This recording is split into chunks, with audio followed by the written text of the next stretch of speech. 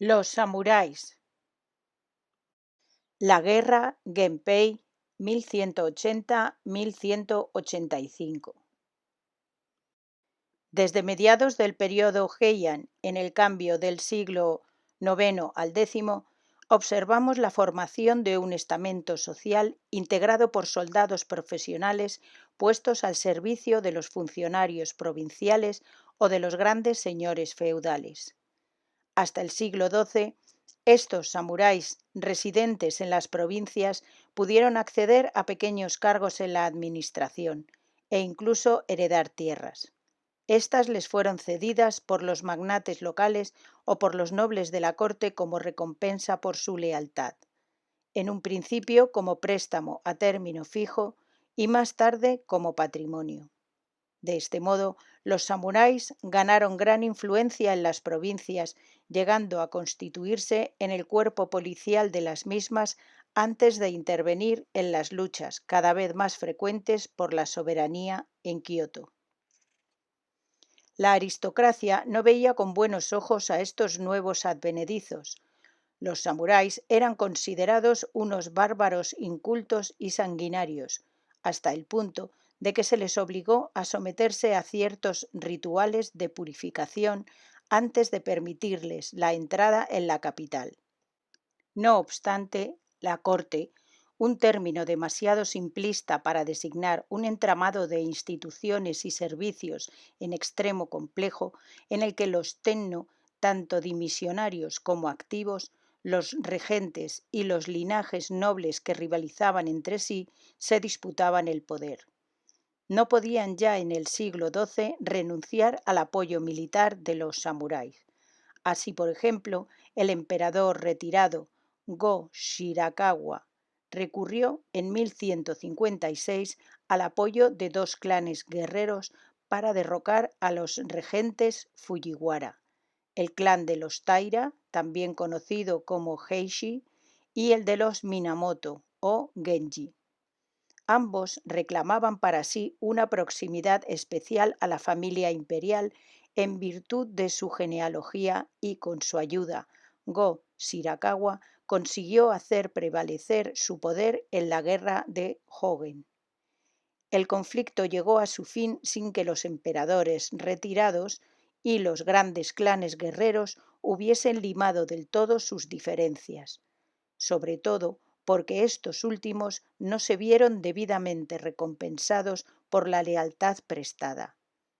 Así, los Taira y los Minamoto volvieron a enfrentarse solo 4 años después en los llamados disturbios Eiji de 1159-1160, en los que los Taira consiguieron la victoria sobre los Minamoto. Estos se retiraron a las provincias del nordeste de la región de Kantō y establecieron allí un nuevo centro de poder. Mientras tanto, los Taira controlaban los asuntos políticos en Heian-kyō, bajo el mando del carismático Kiyomori y a la sombra del tenno Go Shirakawa. Cuando en 1179 Kiyomori intentó librarse de su mentor imperial para hacerse con todo el poder, sobrevino una guerra que desbancó a la alta nobleza de su posición privilegiada y que sirvió a los samuráis de Kamakura para hacerse prácticamente con todo el poder sobre Japón. Los historiadores han llamado a esta contienda Guerra Genpei, en referencia a los nombres de los linajes contendientes. El término da pie a pensar que se trató de un conflicto, digamos, uniforme, en el que simplemente se enfrentaban dos familias enemigas, pero en realidad el proceso fue mucho más complicado, dado que también dentro de los mismos clanes guerreros se produjeron luchas encarnizadas por la soberanía.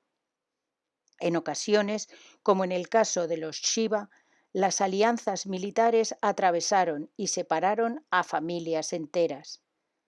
En el campamento de los Minamoto destacó su jefe Yoritomo, un estratega perspicaz muy admirado durante la primera fase de la guerra, que hizo vasallos suyos a los titulares de cargos oficiales y a los dueños de fincas privadas de la región de Kantō, consiguiendo con ello mucho poder e influencia.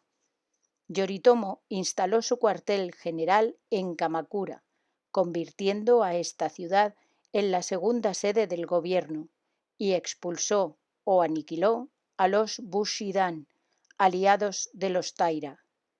Dentro de su esfera de dominio tampoco dudó en actuar contra miembros de su propio clan, y así, por ejemplo, exterminó a los Satake, como venganza por la infidelidad que esta rama había demostrado siempre a su padre Yoshitomo.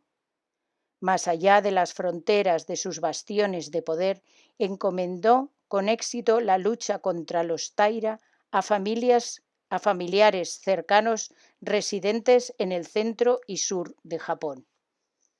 Cuando su primo Yoshinaka liberó a Heikiao del poder de los Taira en 1183, pareció vislumbrarse el final de la guerra. La población esperaba asistir pronto a la entrada triunfal de Yoritomo en la capital y a la restauración del poder imperial y aristocrático tal como mandaba la tradición. Pero el vencedor, muy lejos de responder a estas expectativas y para sorpresa general, llegó en 1183 a un acuerdo con los emisarios del Tenno abdicado, según el cual Yoritomo podría establecer una esfera de dominio propia en el norte, al tiempo que se le transfería la responsabilidad de restaurar el orden en todo Japón. Este proceso fue revolucionario en el sentido de que la adjudicación de cargos y feudos en recompensa por los servicios prestados dejó por primera vez de estar en manos del gobierno central de Heian-kyō para pasar a ser concedida a Yoritomo como jefe militar más poderoso. Algunos historiadores ven hoy en estos fenómenos el comienzo efectivo del shogunato de Kamakura, así como el principio del dominio samurái en Japón. La guerra Genpei se prolongó todavía 2 años más, durante los cuales los combates se sucedieron en varios frentes, hasta que al fin Yoshitsune, hermano de Yoritomo, venció definitivamente a los Taira en la batalla naval de Dan-no-ura de 1185. A continuación, Yoritomo cargó sin miramientos contra los rivales potenciales pertenecientes a su propia familia. Esta guerra fratricida de trágicas consecuencias daría lugar más tarde a leyendas turbulentas, surgidas sobre todo de grandes epopeyas guerreras tales como el Heike Monogatari, historia de los Heike Taira, escrita en el siglo XIII. Las figuras principales de esta guerra fueron Yoritomo, el perspicaz y nada popular hombre de Estado por un lado, y de la otra parte Yoshitsune, su hermano más joven, general del ejército y brillante estratega, muy querido por el pueblo. En palabras del historiador Ivan Morris, Yoshitsune representa el mejor ejemplo de heroísmo frustrado. Si tal personaje no hubiese existido, quizá hubiesen tenido que inventarlo los japoneses. Acosado sin piedad por los partidarios de su poderoso hermano y traicionado finalmente por sus confidentes más íntimos, Yoshitsune fue derrocado cuando se encontraba en el cenit de su gloria, pero murió por propia voluntad y en manos de su bella esposa, un hecho que, por supuesto, pasó a formar parte de la leyenda. Incluso 500 años después de su muerte, nuestro héroe sirvió de inspiración al famoso poeta Basho para uno de sus poemas más conocidos. De los sueños del guerrero solo quedó hierba seca. La jerarquía militar en el shogunato Kamakura. En la cima del nuevo gobierno militar, Bakufu, literalmente gobierno de campaña, se situaban tres cargos mayores: el que ocupaban los vasallos de Yoritomo, samurái Dokoro, la administración general y un tribunal supremo. Yoritomo se hizo nombrar Shogun Sei-tai, literalmente generalísimo para la expulsión de los bárbaros, por el ex emperador en funciones Go-Toba en el año 1192 y convirtió Kamakura en una lujosa residencia, fiel reflejo de su poder absoluto. El control de grandes zonas situadas al nordeste de Japón, pertenecientes a su esfera de dominio, lo dejó en manos de ciertos cargos de su confianza y dio estabilidad al Bakufu al crear nuevas instituciones que perdurarían más allá de su estancia en el cargo. La sociedad del período Kamakura estaba compuesta de un modo esquemático por 5 estamentos diferenciados: la nobleza cortesana, kuge, los monjes y sacerdotes budistas y sintoístas, la casta guerrera, samuráis en sentido amplio, el pueblo llano, campesinos y artesanos, y la clase de los parias, pobres entre los pobres. No había aún una separación clara entre los samuráis y el pueblo llano. Las fronteras entre uno y otro estamento eran a veces difusas y permeables, ya que en esta época los campesinos aún podían llevar armas en todo el país, salvo en Kamakura, ciudad de la residencia del shōgun. Esta prohibición tenía en realidad una función simbólica, pues expresaba la intención del Bakufu de proporcionar a los samuráis una posición política y social exclusiva. Se impusieron 2 condiciones principales a todo aquel que aspirase a formar parte de la casta samurái: poseer un caballo y saber montarlo en combate, de manera que solo el guerrero montado acabó por ser considerado samurái. También se esperaba de ellos que poseyeran armas, en particular espada, arco y flechas, así como que dispusieran de ingresos en forma de renta procedente de sus tierras, a fin de que estuviesen en todo momento disponibles para la lucha. Para poder batallar en calidad de samuráis, debían ir acompañados de al menos un soldado de infantería, kachi o roto, vasallo que no fuese pariente consanguíneo.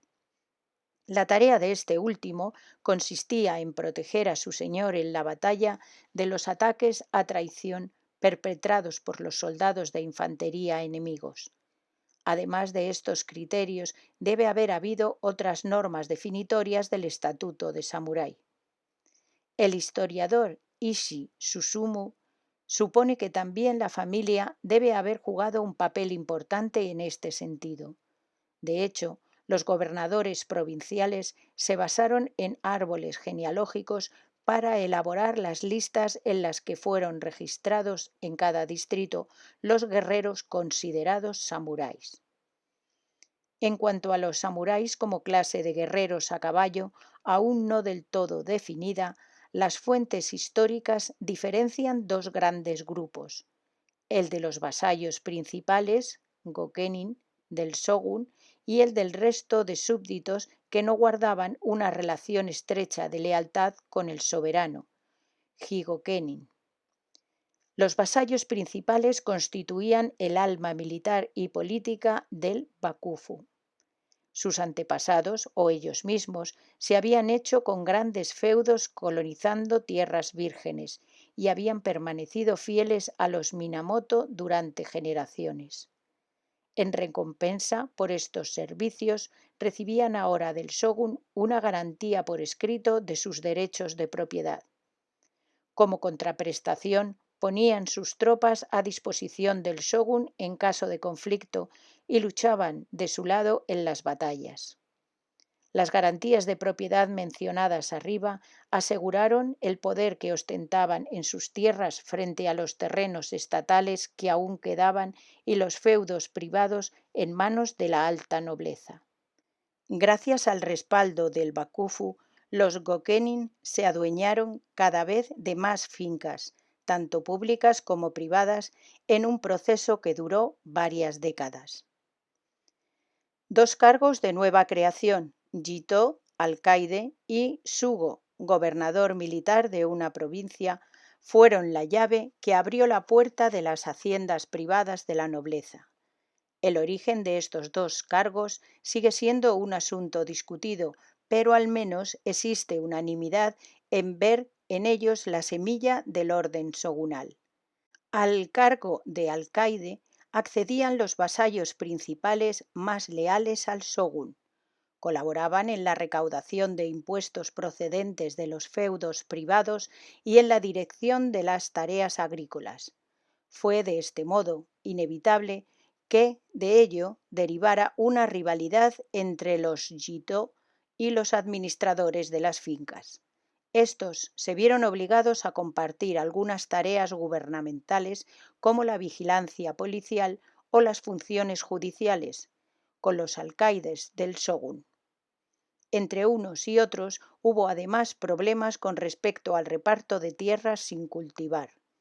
Fue asimismo muy negativa la actitud de los campesinos frente a los nuevos agentes, pues estos se dedicaron a recaudar impuestos por su propia cuenta, lo cual provocó que la población campesina sufriese una explotación aún más brutal si cabe, y se viera en muchos casos obligada a emigrar a las ciudades para escapar de las insoportables cargas fiscales. Con estas actuaciones, los Jito se inmiscuyeron en los fueros de la alta nobleza y de los templos de forma masiva, con lo cual subordinaron de manera indirecta la propiedad privada al control del shogun. El poder público a escala provincial lo ejercían los gobernadores militares, quienes, hasta donde hoy sabemos, no siempre ostentaban el rango de Gokenin. Los Sugo operaban como una especie de brazo o extensión del shogun. A ellos incumbía el castigo de crímenes, la represión de rebeliones, de guerreros locales y de protestas campesinas, y el reclutamiento del personal militar para Kamakura. Constituían así el poder que velaba por el orden y la justicia, en un principio en la esfera de dominio de los Minamoto y más tarde en todas las 66 provincias. Por añadidura, intervinieron cada vez más en las cuestiones referentes al reparto de tierras y al traspaso de propiedades. La instauración rápida y eficaz de un dispositivo de gobierno común a toda la zona de influencia de Yoritomo hizo posible que el Bakufu pudiese lidiar, incluso tras la muerte de su fundador en 1199, con las exigencias políticas de las décadas siguientes. Dado que Yoritomo había eliminado a todos sus rivales y sucesores potenciales con la brutalidad que le caracterizaba, el poder pasó tras su muerte a la familia de su esposa, los Hojo. Gobernaron a partir de entonces en el nordeste de Japón con prudencia y sabia modestia, dándose por satisfechos con su cargo de regentes.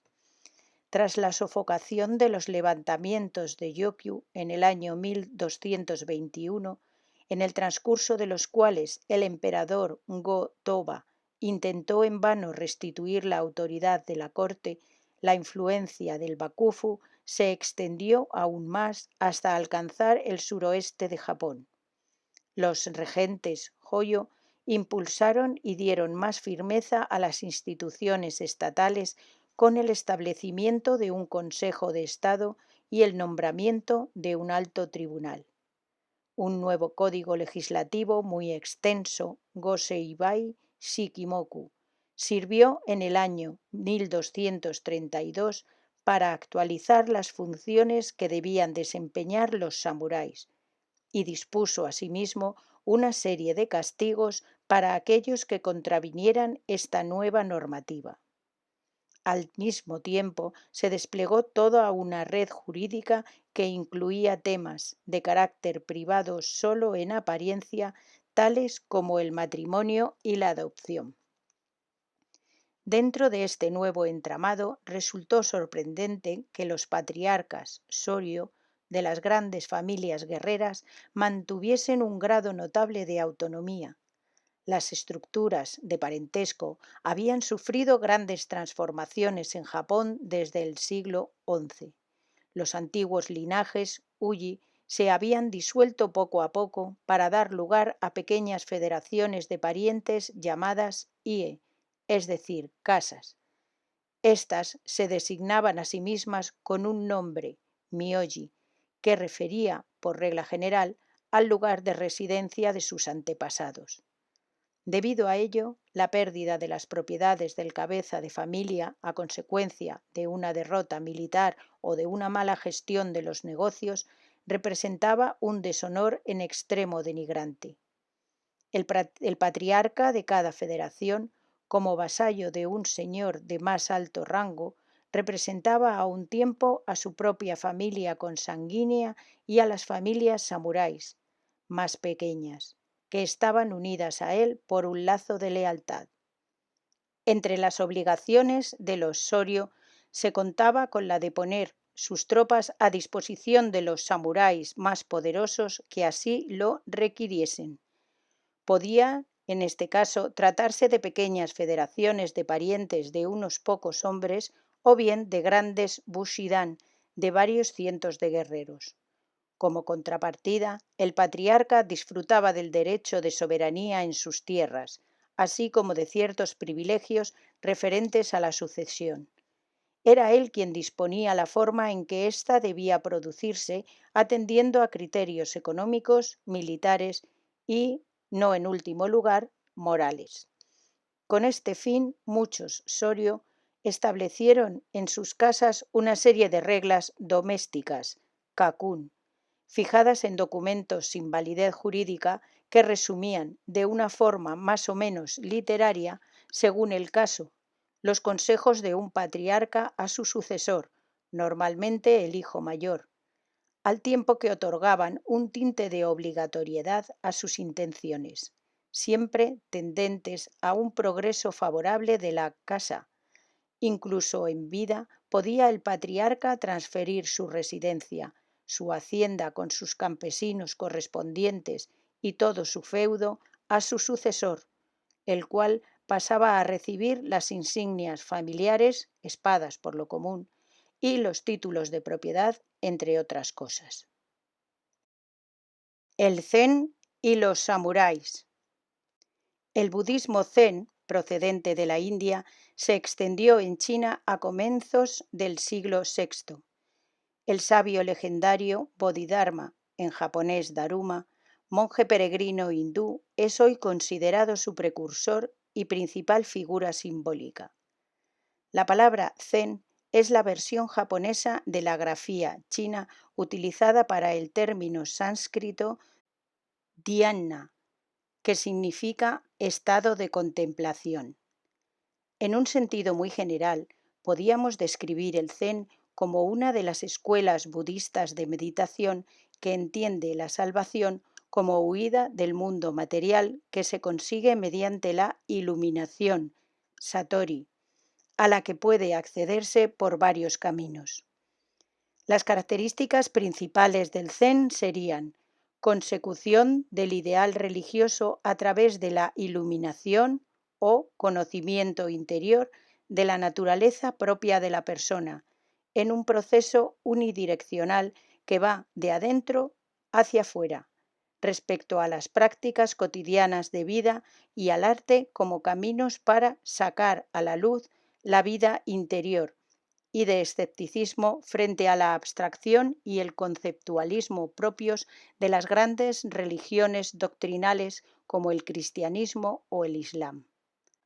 A pesar de que ya en los siglos VII y VIII llegaron a Japón monjes zen budistas procedentes de China, su influencia no se hizo notar hasta el siglo XIII. Fue entonces cuando se crearon dos grandes escuelas. La comunidad Rinzai llegó a Japón desde la China de la dinastía Sung, a principios del período Kamakura, de la mano del monje Eisai, y fue la que mayor influencia alcanzó. Esta escuela unía la meditación sentada, sasen, con ejercicios mentales tales como el koan, un juego de intercambio de preguntas y respuestas entre el maestro y los discípulos. La escuela Rinzai también aceptaba ciertas formas de castigo corporal, como por ejemplo bastonazos como ayuda para la meditación. La comunidad Soto, por el contrario, rechazaba cualquier tipo de ayuda intelectual o violencia controlada en el camino hacia la iluminación.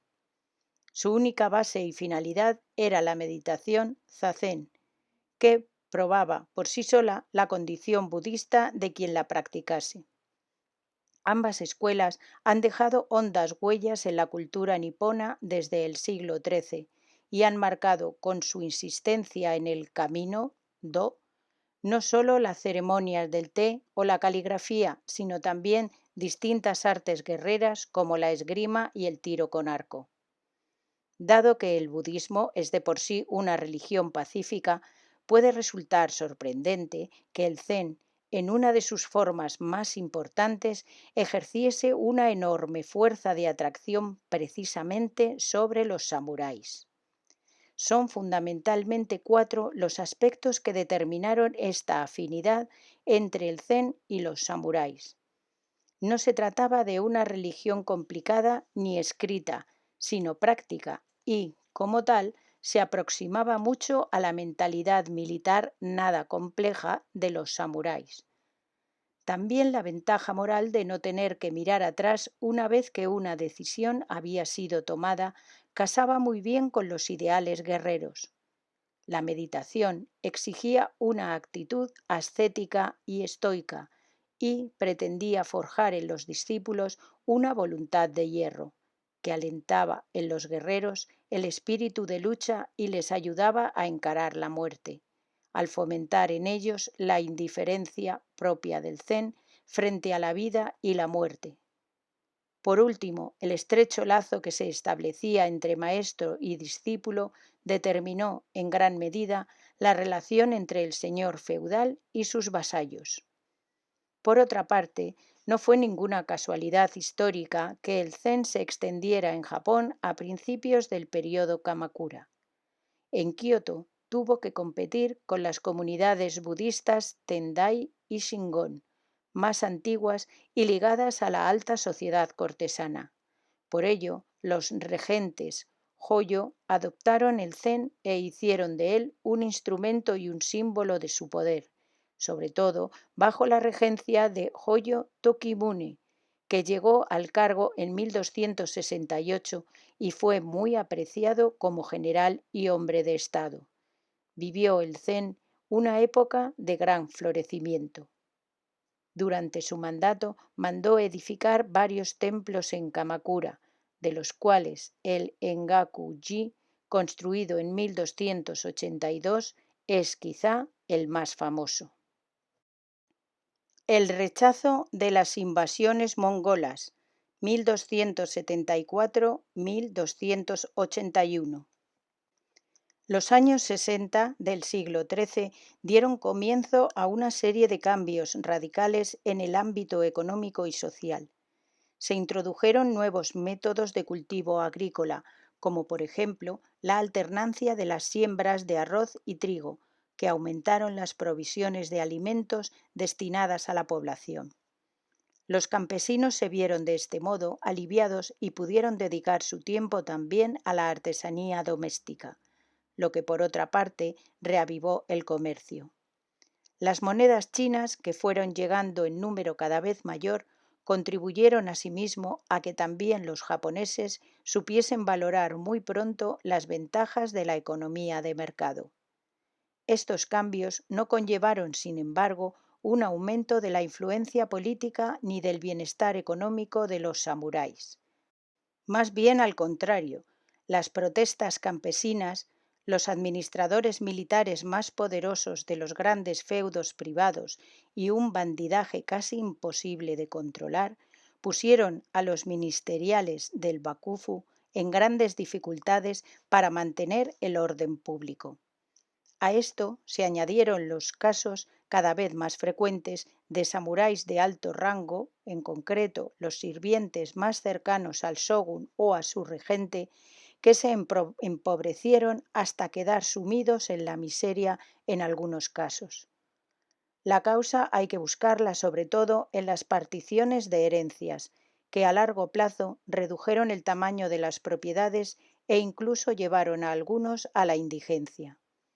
A finales del periodo Kamakura, los Gokenin sin tierras dejaron de ser una excepción y por esta razón los regentes Ogo procedieron a instaurar la ley de herencia indivisa, la cual tuvo una marcada influencia sobre las federaciones de familias y, por extensión, sobre la relación de fuerzas político-militares en el shogunato. Las líneas colaterales de las casas samuráis pasaron a establecer alianzas entre ellas y a pasar por alto sus obligaciones para con los patriarcas, de quienes ya no podían esperar ninguna herencia. No solo en el interior del país, también en sus relaciones con sus vecinos asiáticos se vio Japón ante desafíos totalmente nuevos derivados del dominio conseguido por los mongoles sobre grandes zonas del continente euroasiático, así como de su intención de anexionar el imperio insular nipón a sus territorios. Los regentes Oyo rechazaron a los primeros emisarios del poderoso Kublai Khan y mataron a los siguientes. Las cartas del jefe de los mongoles quedaron sin respuesta y los gobernadores provinciales Shugo de Kyushu levantaron fortificaciones defensivas ayudados por sus federaciones de samuráis. En el año 1274 avanzó una flota mongola de 40.000 hombres contra la isla de Kyushu al sur de Japón. Se enviaron tropas de asalto para ayudar a los samuráis que defendían el norte de la isla, muy inferiores en número a los soldados mongoles. Estas fuerzas, que encontramos en las fuentes de la época bajo el nombre de viento divino, kamikaze, aniquilaron gran parte del ejército de Kublai Khan y en 1281 volvieron a socorrer a los japoneses contra otro ataque mongol de enormes proporciones, en el que alrededor de 4.500 navíos intentaron desembarcar en la bahía de Fukuoka al noroeste de Kyushu. En este segundo intento de invasión de Japón, los mongoles perdieron entre el 60 y el 90% de sus soldados, en cualquier caso, más de 100.000 hombres. Incluso tras esta segunda victoria, siguió en pie la amenaza mongola, aunque debido a la muerte de Kublai Khan en 1294, el plan de defensa de las islas niponas contra un posible tercer ataque mongol nunca se llevó a efecto. Los samuráis continuaron vigilando y reforzando durante muchos años los muros defensivos de la costa de Kyushu. El Bakufu prohibió a todos los Gokenin salir de Kyushu para viajar a Kioto o a Kamakura. Exigió una mayor cooperación entre estos y los Shugo, así como la presencia militar de ambos en la zona, e incorporó a los samuráis que prestaban servicio en los feudos privados de la nobleza cortesana a la defensa nacional.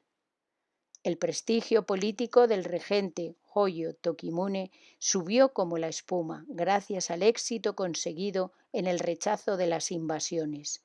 Sin embargo, entre sus partidarios se instaló un descontento no exento de peligros. La costumbre dictaba recompensar generosamente a los samuráis tras cada batalla ganada, pero al finalizar las luchas contra los mongoles no quedaba ya tierra para repartir. Además, las enormes sumas empleadas en la construcción de las fortificaciones defensivas habían vaciado prácticamente las cajas del Bakufu. Por otra parte, no dejaron de precisarse medios humanos y económicos para contener a los gobernadores militares de las provincias, siempre conscientes del poder que ostentaban. así como para reprimir los desórdenes producidos por bandidos y piratas. En el año 1275, justo después del primer ataque, se adjudicaron condecoraciones, remuneraciones en especie y pequeños cargos a 120 guerreros como premio por sus destacados servicios.